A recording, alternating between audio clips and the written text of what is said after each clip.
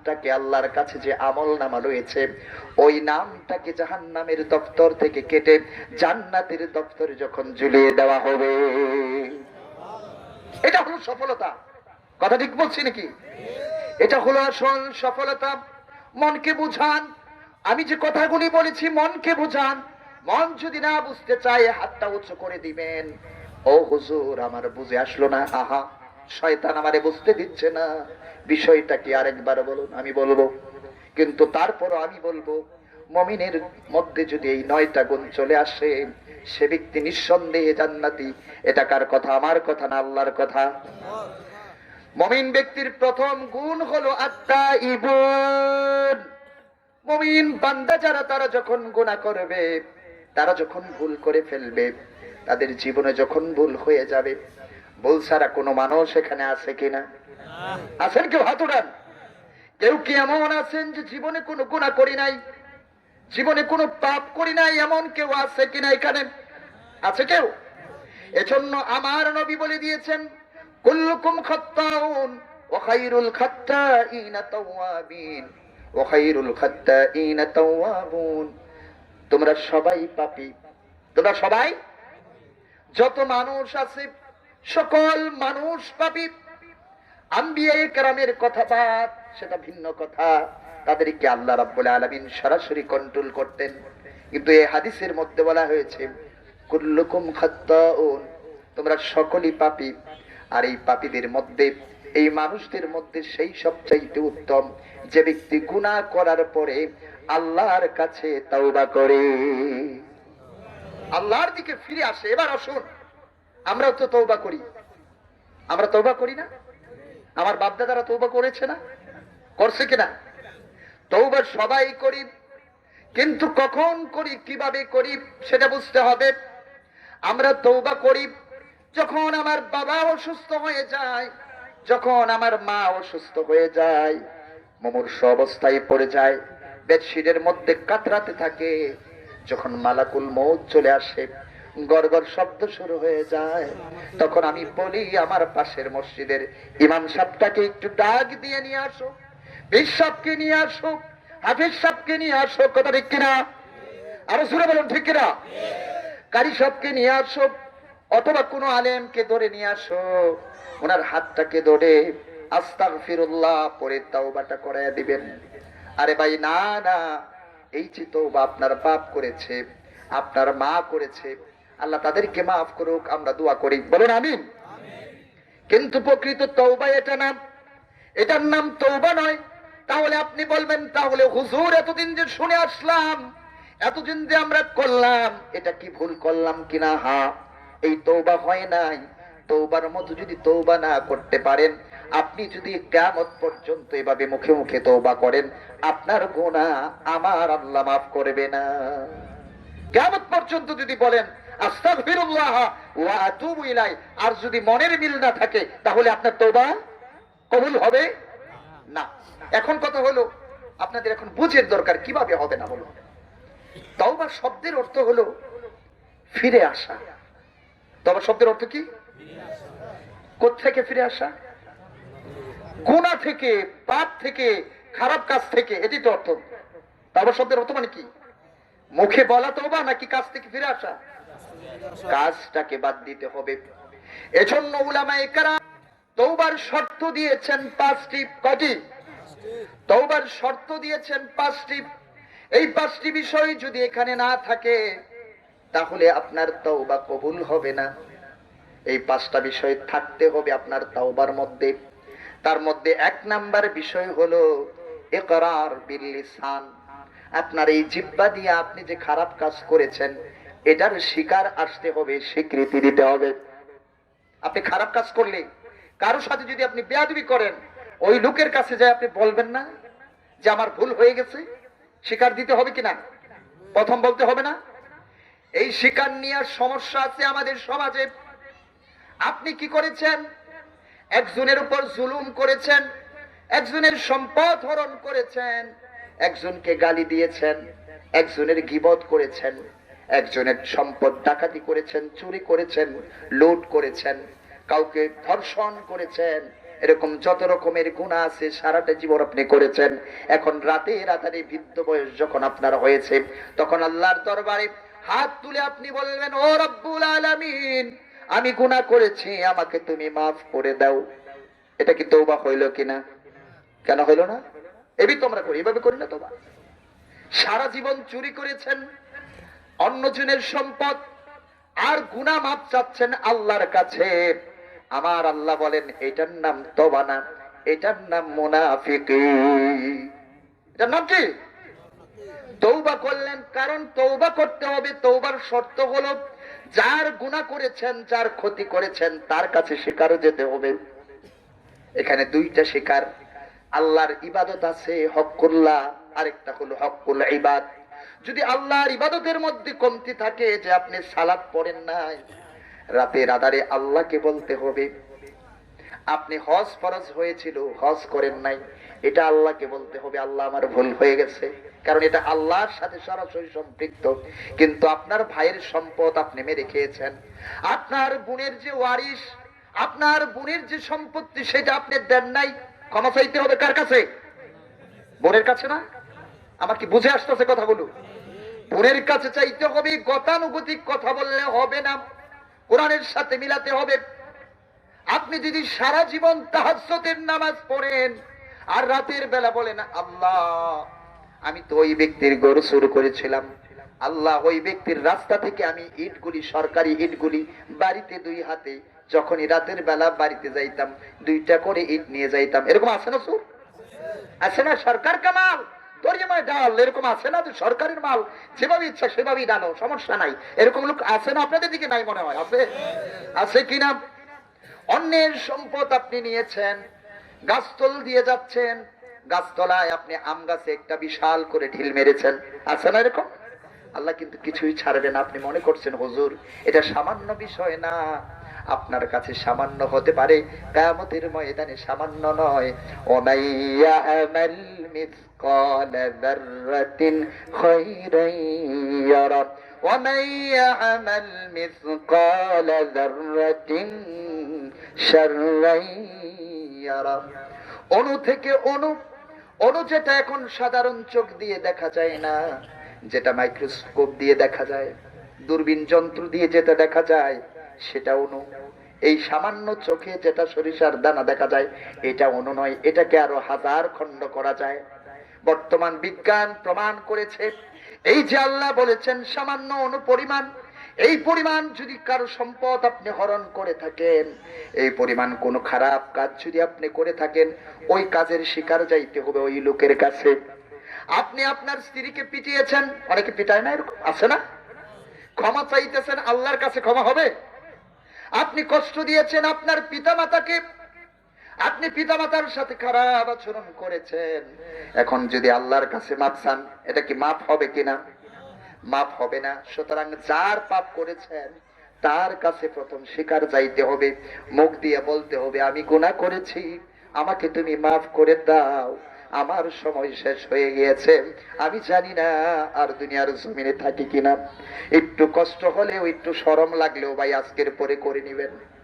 কারো যদি কেউ যদি 10টা টাকা পায়, অনেকের দোকানে বাকি থাকে, মনে করে এটা সামান্য টাকা, 200-500 টাকা, 1000 টাকা, 10,000 টাকা কোনো টাকা না। আপনার এই জিন্দেগিতে মনে হতে পারে এমন কিছু, 100 টাকা যদিও থাকে, 1 টাকাও যদি থাকে, কিয়ামতের ময়দানে আপনার যতটুকু নেকি থাকবে, সমস্ত নেকি দেওয়ার পরে আপনি নাজাত পাবেন। এই নেকিগুলো ওনার আমলনামায় দেওয়া হবে, সেদিন আফসোস করবেন, আল্লাহ 100 টাকা তো কোনো ব্যাপার ছিল না।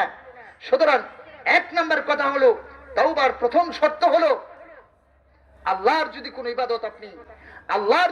ইবাদত আপনি তরক করে থাকেন, আল্লাহর কাছে ক্ষমা চাইতে হবে। মানুষের কোনো অধিকার হরণ করে থাকলে প্রথমে আপনি ওনাকে গোপনে হলেও বলতে হবে। কথা কি বুঝে আসছে ভাই? 1 নম্বরে বলতে হবে। নাম্বার 2 হলো, এই যে কথা বললাম, নাম্বার 2 হলো আপনাকে অনুতপ্ত হতে হবে। অনুতপ্ত না হলে আপনার গুনাহ কখনো মাফ হবে না। আপনার লজ্জায় আপনার মাথাটা নিচু হয়ে যেতে হবে।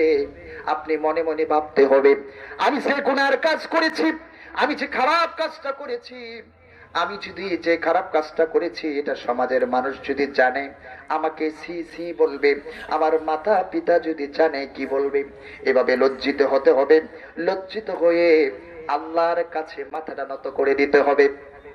আল্লাহ, মানুষের যে আমি হত্যা নষ্ট করেছি সেটা তাকে আমি বলেছি, তারপরে আপনাকে লজ্জিত হতে হবে, আমার দ্বারা এই কাজ হওয়ার কথা ছিল না, আমার দ্বারা এই কাজটা হয়ে গেছে। একবার মুসা আলাইহিস সালাতু ওয়াস সালামের জামানায় মুসা আলাইহিস সালাতু ওয়াস সালামকে বলা হতো মুসা কালিমুল্লাহ। কেন বলা হতো জানেন আপনারা? কেন বলা হতো? মুসা আলাইহিস সালাতু ওয়াস সালাম সরাসরি আল্লাহর সাথে কথা বলতেন, কিছু সময় পর পর কি বলতেন? কথা বলতেন। কালিমা মানিত বাক্য, কালিমুল্লাহ, এই জন্য বলা হতো এটা কি আল্লাহর বাক্য, আল্লাহর কালিমা, মুসা কালিমুল্লাহ। একদিন বসে আছেন, বসে থাকার পরে তিনি আল্লাহর কাছে প্রশ্ন করলেন, আল্লাহ, আমার বড় ইচ্ছা এই জামানায়, এই যে আমার জামানা, সবচেয়ে পাপী মানুষটাকে আমি একটু দেখতাম। সবচাইতে কি পাপী, গুনাহগারকে আমার এটা দেখার খুব ইচ্ছা। তো আল্লাহ বললেন, মুসা তুমি দেখতে চাও সত্যি? বলে হ্যাঁ আমি দেখতে চাই। বলো তুমি একটু ওয়াইট করো, কিছুক্ষণ পর তোমার সামনে দিয়ে একটা লোক যাবে, তার কোলের মধ্যে থাকবে একটা শিশু বাচ্চা, 7-8 বছরের একটা বাচ্চা থাকবে। এই লোকটা হলো, যখন দেখবা তোমার সামনে দিয়ে হেঁটে ওই যে বিশাল জঙ্গল দেখা যায়, এই জঙ্গলের ভিতরে ঢুকে গেছে, যে লোকটা অন্যদিকে যাবে সে না, যে লোকটা তোমার সামনে দিয়ে বাচ্চা কুলে হাতে জঙ্গলের ভিতরে ঢুকে যাবে, এই লোকটা হলো তোমার জামানার মধ্যে সবচাইতে গুনাহগার মানুষ। বুঝতে পারছেন? তো মুসা বসে আছে, আল্লাহ বলেছেন এটা তো আর সন্দেহের কোনো অবকাশ নেই, অবশ্যই ওই লোক আসবেন। বসে রয়েছেন, কিছুক্ষণ পর একটা লোক আসছেন, বাচ্চা কুলে নিয়ে চাইতে চাইতে ওই বিশাল জঙ্গলের ভিতরে ঢুকে গেলেন। বলেন না সুবহানাল্লাহ।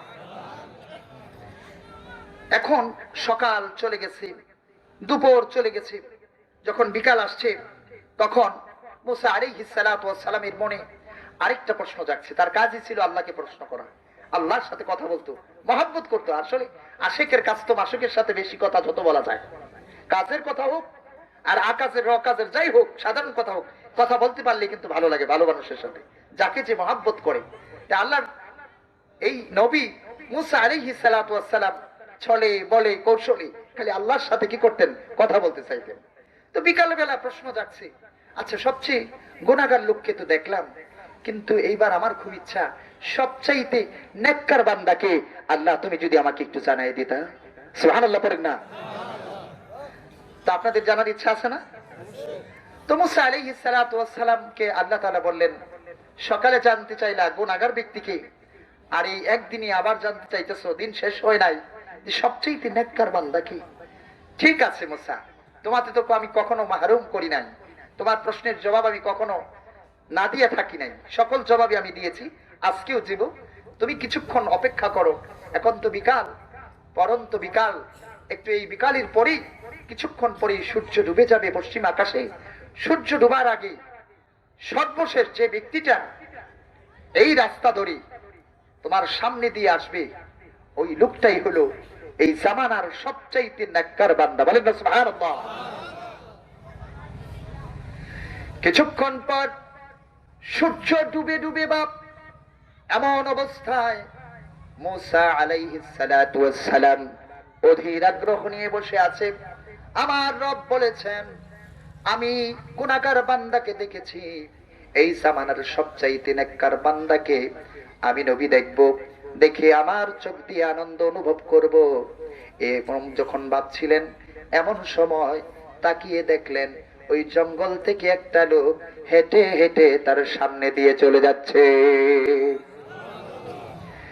এই লোকটা কোন লোক? ওই লোকটার কুলের মধ্যে ওই যে বাচ্চাটা ছিল, ওই বাচ্চা। আবার অবলোকন করে দেখলো এই লোকটা হলো সেই লোক সকালবেলা যে লোকটা তার সামনে দিয়ে বাচ্চা কোলে নিয়ে চলে গিয়েছিল, বিকাল বেলাও ওই লোকটাই আজকে তার সামনে দিয়ে চলে যাচ্ছে। সুবহানাল্লাহ বলুন। এখন আরো তার মনের মধ্যে প্রশ্ন ঘুরপাক খাচ্ছে, ও রব্বুল ইজ্জাত, সকালবেলা আমাকে তুমি বললাম এই লোকটা হলো সবচাইতে বেশি গুনাহগার, বিকাল না হতেই তুমি আমাকে বলে দিলা এই লোকটা হলো আমার জামানার মধ্যে সবচাইতে উত্তম নেককার। তোমার খেলা বড় বোঝা কঠিন, তোমার খেলা বোঝা বড় কঠিন, তোমার কথাগুলি বোঝা বড় কঠিন, রহস্যময় কথা। ও রব, আমার আরো জানার আছে কিভাবে এটা হলো। এই লোক ছিল সবচাইতে বেশি গুনাহগার, কয়েক ঘন্টার ব্যবধানে এই লোকটা কেমনে সবচাইতে নেককার হয়ে গেল আমার জানার ইচ্ছা আছে। আপনাদের জানার ইচ্ছা নাই? আমার জানার ইচ্ছা আছে। আমাদের রব বলে দিলেন, মুসা শোনো, এই ব্যক্তি যখন সকালবেলা তার এই শিশু বাচ্চাকে কোলে নিয়ে ওই জঙ্গলের ভিতরে যখন ঢুকে যায়, এই সমাজের মধ্যে এমন কোনো খারাপ কাজ নাই যে এই লোকটা করে নাই। এই লোকটা এমন কোনো খারাপ কাজ নাই করে নাই। সমাজের সবচাইতে নিকৃষ্ট প্রাণী ছিল এই লোক।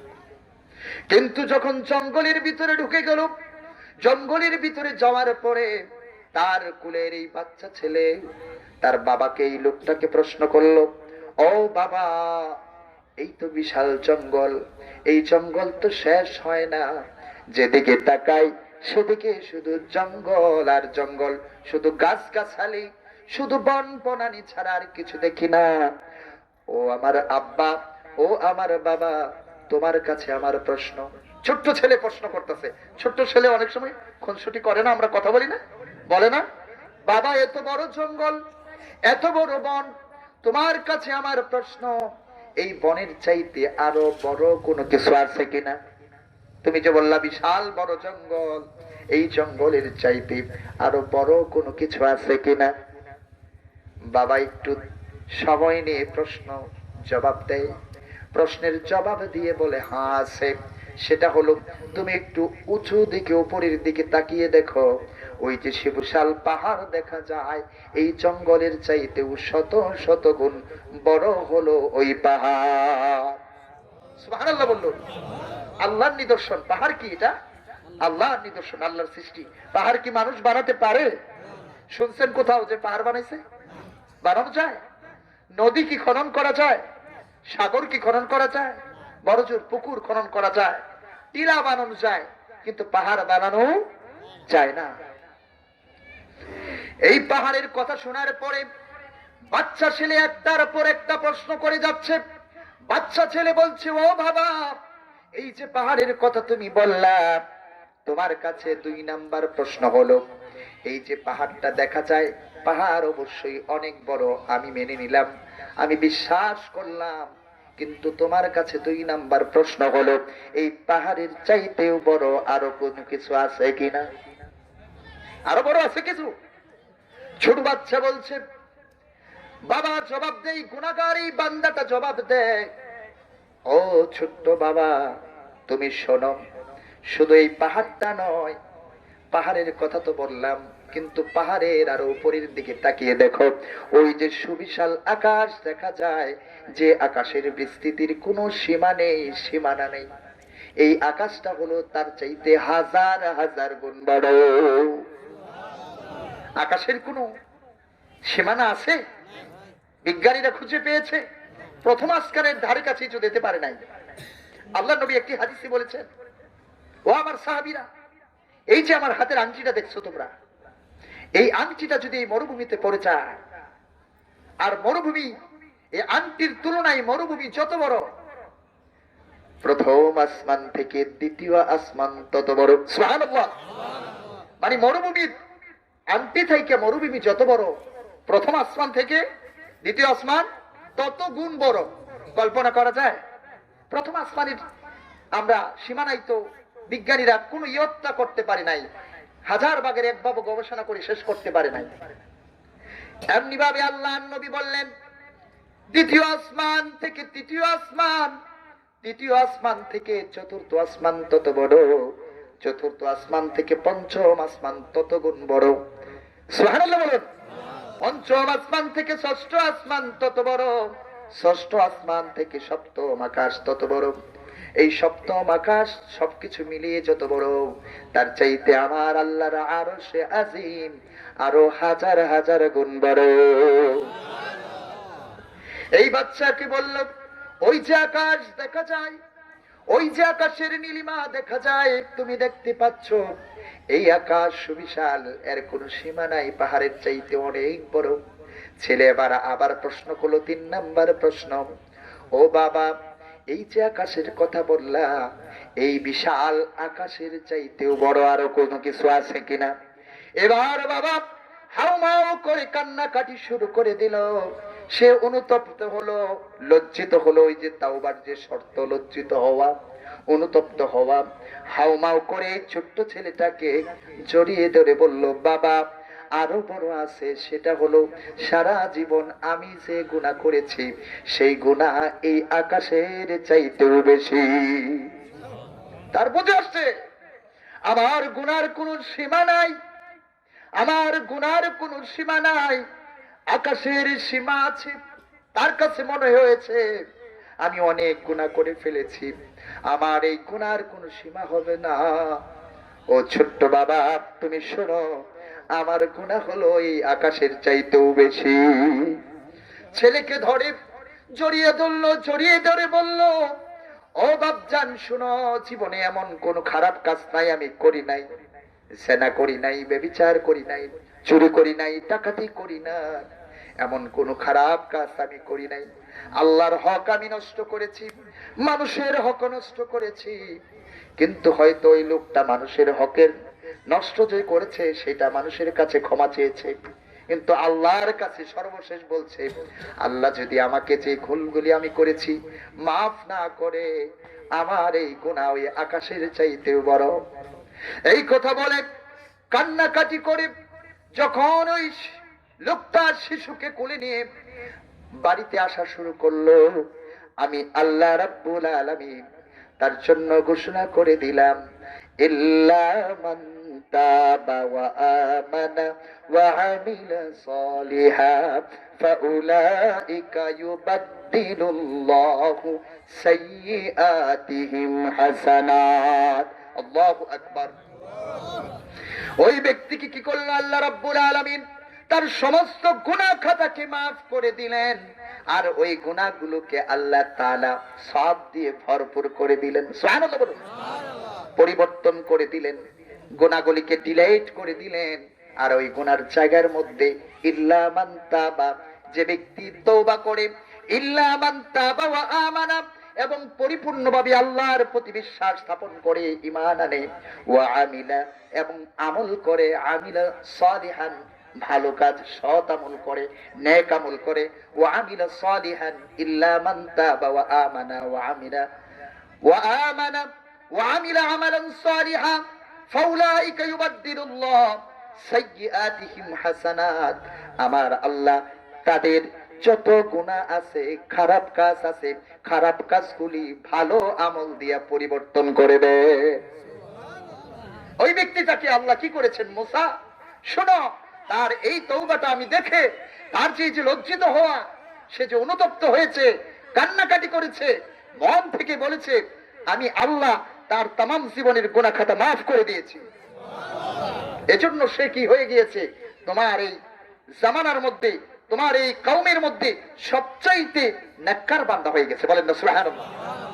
তাহলে তওবা করলে, আপনি যদি ভুল করেছেন, স্বীকারও গেলেন, 2 নাম্বার অনুতপ্ত নাই, হ্যাঁ কোন মানুষের ক্ষতি করেছেন, এখন দরবার হলো, সালিস হলো, তৃতীয় ব্যক্তি বলল, আপনি ওনারকে বলেন ক্ষমা করে দেওয়ার জন্য।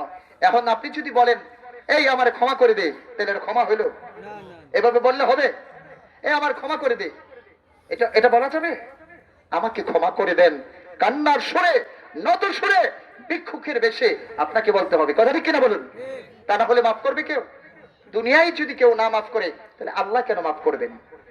মাফের তো একটা সিস্টেম আছে। এটা হলো তওবার 2 নাম্বার শর্ত। তওবার 1 নাম্বার শর্ত ছিল স্বীকার যেতে হবে, 2 নাম্বার হলো অনুতপ্ত হতে হবে। স্বীকার না গেলে আল্লাহ মাফ করবেন না। নিজের উপর যে জুলুম করেছেন, এই স্বীকারটা দিতে হবে। আদম আলাইহিস সালাতু ওয়াস সালামকে আল্লাহ তাআলা যখন জান্নাত থেকে বের করে দিলেন, শয়তান যখন আদমকে ধোঁকা দিল, তারা একজনকে পাঠানো হলো শ্রীলঙ্কার আদম পাহাড়ে। কোথায় পাঠানো হলো? সিংহল, শ্রীলঙ্কা। বাংলাদেশের কোন দিকে? দক্ষিণে, বাংলাদেশে দক্ষিণে, মেবি এটা ভারত মহাসাগরে পড়েছে। বাংলাদেশের দক্ষিণে, বঙ্গোপসাগরের দক্ষিণ সাইডে, এই শ্রীলঙ্কার মধ্যে আমাদের আদি পিতা আদম আলাইহিস সালাতু ওয়াস সালামকে আল্লাহ যখন প্রেরণ করলেন, প্রথম পাঠিয়ে দিলেন দুনিয়ার জমিনে। আর আমাদের মা হাওয়া আলাইহিস সালাতু ওয়াস সালামকে পাঠালেন জেদ্দাতে। কোথায়? কোন দেশ এটা? সৌদি আরবে। যারা হজ করেছেন তারা গিয়েছেন।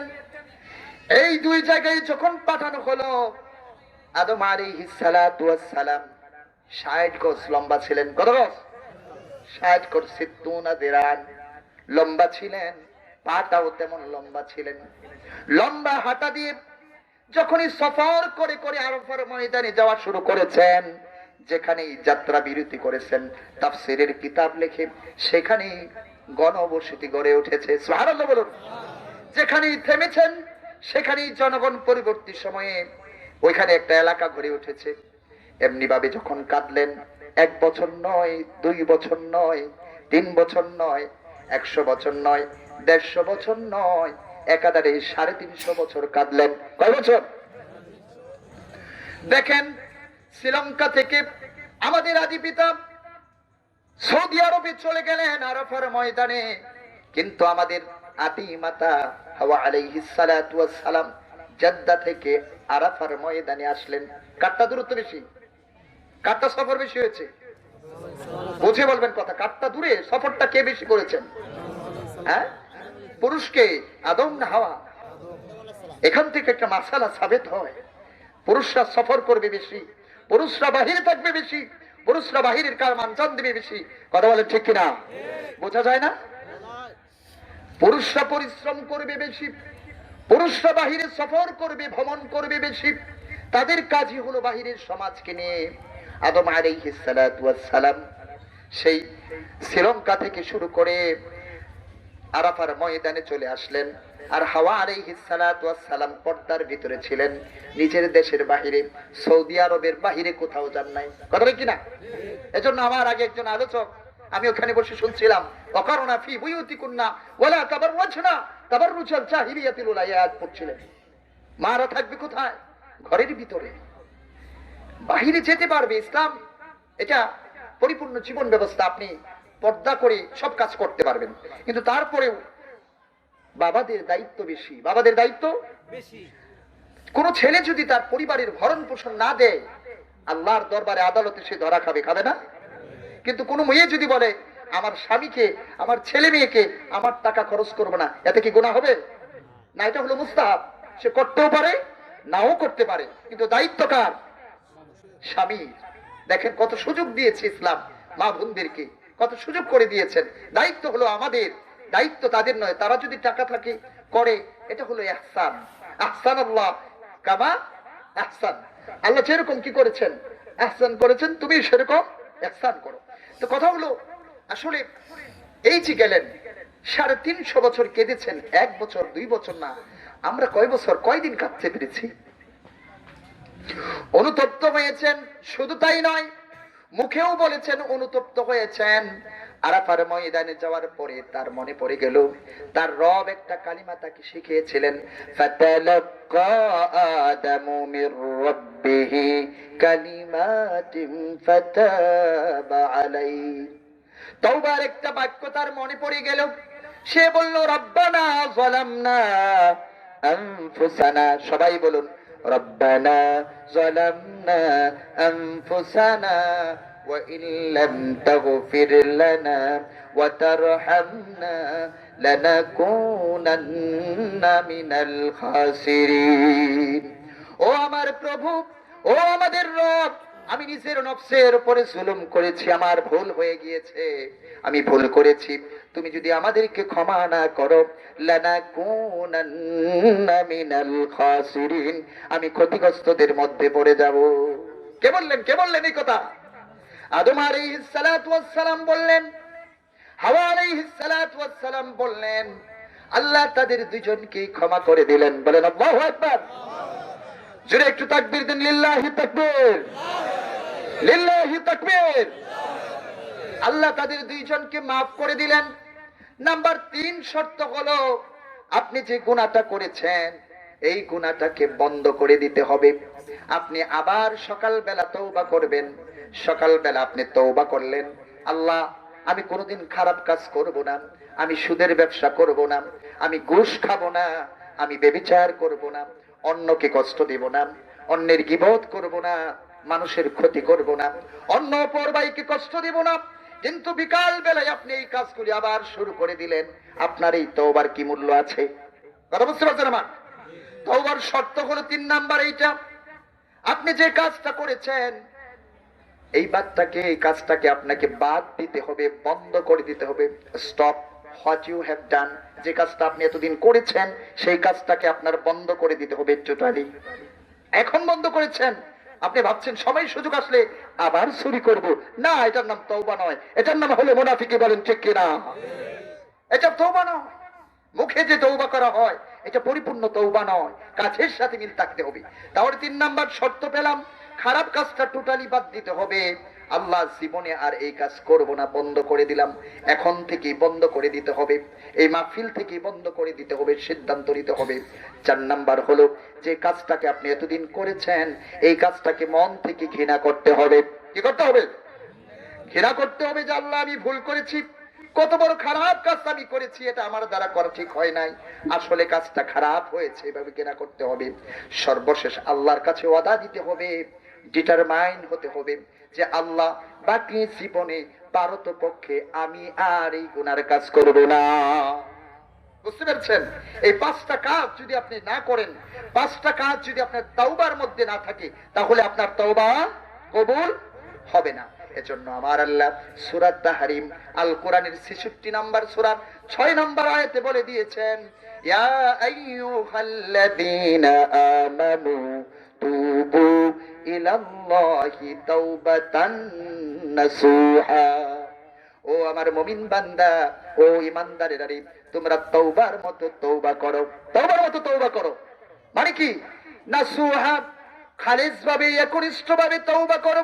মুখের তওবার কোনো দাম নাই, কিন্তু আমাদের সমাজে এরকম চিন্তাও আছে, চেতনাও আছে, সারা জীবন খারাপ কাজ করব, শেষ বয়সে একটু সময় পাবো হজ করব, আছে না নাই?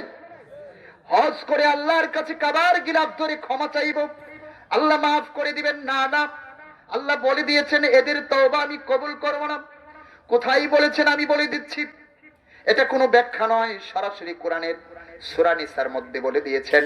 17 আয়াত থেকে পড়ে দেখবেন, আমার আল্লাহ বলে দিয়েছেন, ওয়ালাইসাতিত তাওবাতু লিল্লাযীনা ইয়ামালুনাস সাইয়্যাত।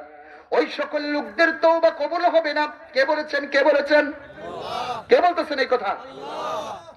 ওই সকল লোকদের তওবা কবুল হবে না, হাত্তা সাইয়্যাত ওয়ালাইসাতিত তাওবাতু লিল্লাযীনা ইয়ামালুনাস সাইয়্যাত। যারা খারাপ কাজ করতেই থাকে, যারা পাপাচার করতেই থাকে, যারা জনগণের অধিকার হরণ করতেই থাকে, আছে না এরকম লোক? যারা জনগণের অধিকার নষ্ট করতেই থাকে, যারা তার স্ত্রীর অধিকার নষ্ট করতেই থাকে, যারা তার পিতামাতাকে কষ্ট দিতেই থাকে, যারা জীবনভর সুদের ব্যবসা করতেই থাকে, যারা জীবনভর টেবিলের নিচ দিয়া উপর দিয়া ডান হাতে বাম হাতে ঘুষের কারবার করতেই থাকে, আছে না এরকম লোক? আপনাদের সমাজে মনে হয় নাই, ভালোই মনে হয়েছে, আছে। আল্লাহ, আমার আল্লাহ বলেছেন এদের তওবা কবুল হবে না, এদের তওবা কবুল হবে না। আমার আল্লাহ সরাসরি বলে দিয়েছেন যে এদের তওবা আমি আল্লাহ কবুল করব না। এই সকল লোকদের তওবার কোনো প্রয়োজন নাই। ওয়ালাইসাতিত তাওবাতু লিল্লাযীনা ইয়ামালুনাস সাইয়্যাত হাত্তা ইযা হাদারা আহাদাকুমুল মাউত ক্বালা ইন্নী তুবতুল আন ওয়ালাল্লাযীনা ইয়ামুতুনা ওয়া হুম কুফফার। আল্লাহু আকবার। আল্লাহ তাআলা এখানে 18 নম্বর আয়াত, এটা সূরা নিসার 18 নম্বর আয়াত। কত নম্বর আয়াত? কোন সূরা? নিসা। আল কোরআনের 4 নম্বর সূরা। বাড়িতে যে খুলে দেখবেন নাম্বারগুলি। কেন বলেছি সব কথা মাহফিলে মনে থাকে না। এই যে আমি আয়াতটা বললাম সূরা নিসার 18 নম্বর আয়াত, শুধু অর্থটা পড়বেন, তাফসীরের দরকার নাই। আমার মনে হয় খোলা দিল নিয়ে পড়লে আপনিও বুঝতে পারবেন। আমার আল্লাহ ধমকি দিয়ে বলেছেন, আমার আল্লাহ আপনাদেরকে থ্রেট দিয়ে বলেছেন, ও মুমিন বান্দারা শোনো, তোমাদের এই টুনকো ফোনকো তওবার কোনো দরকার নাই। ওয়ালাইসাদিত তাওবা, তাদের তওবা আমি গ্রহণ করি না। লিল্লাযীনা ইয়ামালুনা সাইয়্যাত, যারা সারা জীবন ভর কি করে গুনাহ করতে থাকে আর গুনাহ করতে থাকে, আর মনে করে বৃদ্ধ যখন হয়ে যাব, মাথায় একটা টুপি দিব, আর একটা ভালো পাঞ্জাবি কিনবো, পায়জামা পরবো, তারপরে হজ করব, তারপরে আর গুনার কাজ করব না, এখন খায়া নেই, সময় আসছে। আছে না এরকম লোক? আছে না? এখন একটু বানায় নি টাকা পয়সা, এখন একটু অর্জন করি পরবর্তী প্রজন্মের জন্য। ভাই, আপনি যা করছেন আপনি ভুল করছেন। আপনার কপালে হেদায়েত থাকলে হেদায়েত আপনি নিতে পারবেন। হেদায়েত যদি কপালে না থাকে, আমি কেন মক্কা মদিনার ইমাম যদি বলে তাও আপনি পাবেন না, পাবেন না। এজন্য আমরা বলছেন এদের তওবা দরকার নাই। যারা বলে হাত্তা ইদা হাদারা, মৃত্যু উপস্থিত হয়ে যাওয়ার পরে বলে, যখন মৃত্যু অবস্থা হয়ে যায়, মুমূর্ষ অবস্থা হয়ে যায়, তখন বলে আল আন ইন্নী তুবতুল আন, আল্লাহ আমারে মাফ করে দাও, এখন আমি তওবা করছি। বুঝতে পারছেন কখন বলে?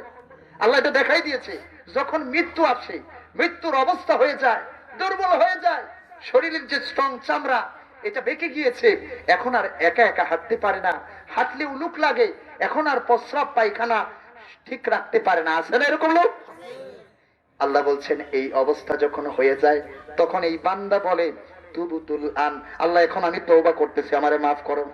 আমার আল্লাহ বলে তোর মতো বেয়াদবের তওবার আমার কোনো দরকার নাই। কথা বলেন ঠিক না? এটা কার কথা? কার কথা? আমি কি বানিয়ে বলছি? আপনারা যে পড়বেন, যে হুজুর যে বলে গেল, কোরআনের এই যে দেখুন সূরা নিসার শুধু 18 নম্বর আয়াতেই কথা বলছে, বাংলা অনুবাদ করে দেখবেন, আমার দরকার নাই। এর আগের আয়াতে কি বলছে দেখুন। এতক্ষণ বললাম কাদের তওবা কবুল হবে না, ওই আয়াতে বলেছে কাদের তওবা কবুল হবে। শুনবেন একটু, কাদের তওবা কবুল হবে আমার আল্লাহ 17 নম্বর আয়াতে বলেছেন, ইন্নামাত তাওবাতু আলাল্লাহ লিল্লাযীনা ইয়া'মালুনাস সুআ বিজাহালাতিন। আমার আল্লাহ বলেন তাদের তওবাই কবুল হবে, তাদেরটাই তো তওবা, তওবা তো তারাই করবে। ইন্নামাত তাওবাতু আলাল্লাহ, আল্লাহর কাছে তওবা তারাই করবে, লিল্লাযীনা ইয়া'মালুনাস সুআ বিজাহালাতিন, যারা ভুলবশত গুনার কাজ করে। বুঝতে পারছেন? ভুলবশত, ভুলে হয়ে গিয়েছে, মিস্টেক যেটাকে বলে, তারপর আপনি সাথে সাথে বললেন সরি, এক্সট্রিমলি সরি, আয় আল্লাহ আমার ভুল হয়ে গিয়েছে।